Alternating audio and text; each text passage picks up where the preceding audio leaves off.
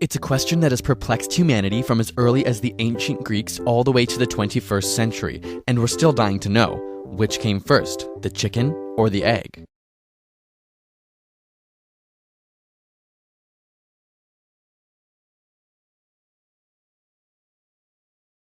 It's a question that has perplexed humanity from as early as the ancient Greeks all the way to the 21st century, and we're still dying to know, which came first, the chicken or the egg?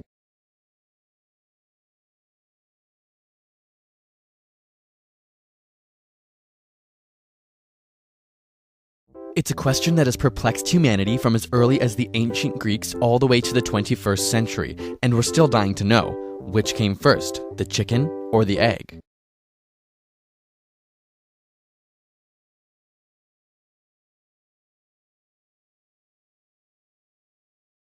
It's a question that has perplexed humanity from as early as the ancient Greeks all the way to the 21st century, and we're still dying to know, which came first, the chicken or the egg?